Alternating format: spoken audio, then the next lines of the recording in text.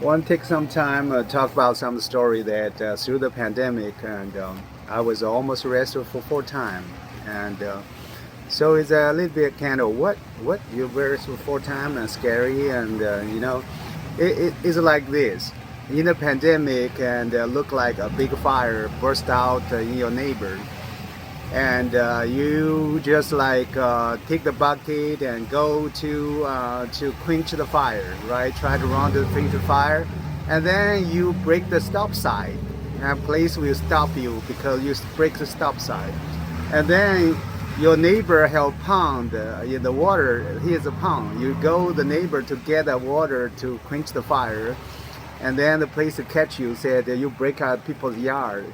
That's kind of like. A little bit a special moment that people have different aspects about how the pandemic impact. We think the life and death, and people may think it's a regular life. You still need to keep the law, everything. So, right here I'm sitting into the corner of the close to the train station, and through the pandemic, I was actually met one friend and interesting friend. His name is Angel. He is on the street, and he was really when I promote the nasal filter on Hardy and 40th Street corner, and I saw him. He really wandered. He really kind of feel like very distressed and lost. I said, how can I help you? So he said he wanted to make a phone call, and eventually, I tried to step up to help him. And we have a small business on there. And he's able to, live in the business for around a couple months.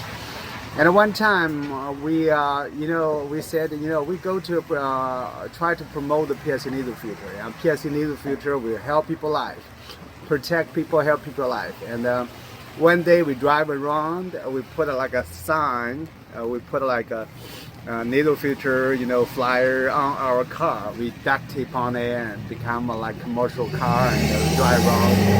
And then we come to the downtown. We come to one restaurant right here. It's called Hedberg Burg and Blues. Yeah, we try to go to different places to pass on some flyer about the nasal filter. And we come here, apparently a lot of people there, and there are some live performance there. So we sat around the live performance, and we decided to order drink too. We ordered drink, sitting in the performance, and then me and Andrew, he has I'm a little bit excited and go to share the needle filter. Andrew is on the street, and he has a little bit learner. When we combine together, it's not a good combination. People see us a little bit out line with all the others. We see there it look like an unease, right? Unease, and we look at it, and eventually I said, let me share some flyer to the folks right here, to the folks beside my table. So I put my flyer, share with them, and they scared the owner. The owner I think what he think is that we sell the drug, share the drug with his customer. He just said it, man, you need to go. And I didn't realize that's that serious. I tried to explain to him, what I want to share is the nasal filter. Yeah, he don't want listen anything. He said, man, you gotta go, right? And actually, that's a bar. So how serious, when the boss intense, and the security, he hired security man. He come in here. He just like say, if you don't go, we call the police. We catch you out. So he carried me out. And on the outside, he said, you need to go. I tried to explain to him, said I try to share a nasal filter, and then he just like his tempers really jump up, and he said, and he cuffed me there. He cuffed me on the outside, the bar, and so he said, if you don't want to go, I will call police. Yeah, I was a little bit stubborn. I said, you call police. If you call police, I still innocent. I'm not doing anything bad.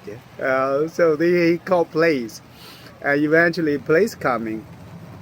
And Andrew is a very, very, obviously he's very wise. He said, young, let's go. Don't do this. Don't do this. We have big thing. We need to save people. We need to pass around the nasal filter.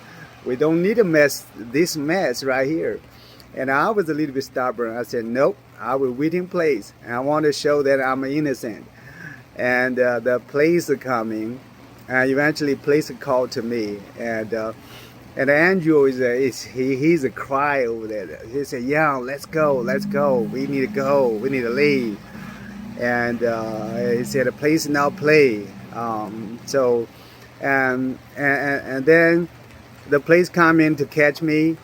And Andrew is cry, and I'm a little bit thinking Andrew maybe have something, he don't want to see place. I said, Andrew, the key in my pocket. Take my key. You drive to leave.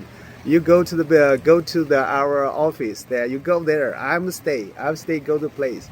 Behind my mindset, I always try to say, if I go to place, maybe the nasal filter can know by more people, right? Place can know that, maybe through the public can know that. I was go through that kind of mentality for a little while. One time I go to the judge and try to sue the judge that let people know the nasal filter, but I get a fine $4,000. Yeah.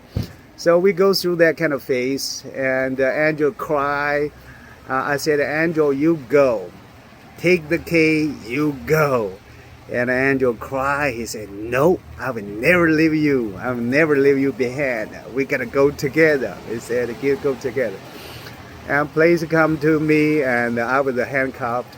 And police just say, do you want to go? If you want to go, there's no consequence. You just go. There's nothing happen. You don't need to go to that mess. And we will take your picture. We could document you. Eventually, I said, okay, we go.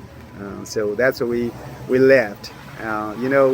That's kind of journey you go through when you try to really passionate about share the nasal filter, share the save people life. You want to go to some extreme, trials, but not every day working. So sometimes you sacrifice your lot.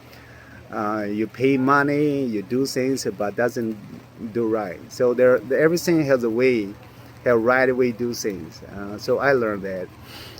But I never regret for that. I never shame about go through that, because I have consciousness to step up to help, step up to provide people extra guiding, extra layers of protection that they can protect from the pandemic. That's a story. That's our story. And in Hattiesburg 2020, in Hattiesburg Blue, the restaurant, and that's the place and resting story. That's a pandemic story. It's not a party, but it's a memory. It's a memory about you step up to walk extra miles and do protection, but we are blessing the place, very understandable. They're kind of let it go without any bad result. Yeah, that's our story. Yeah.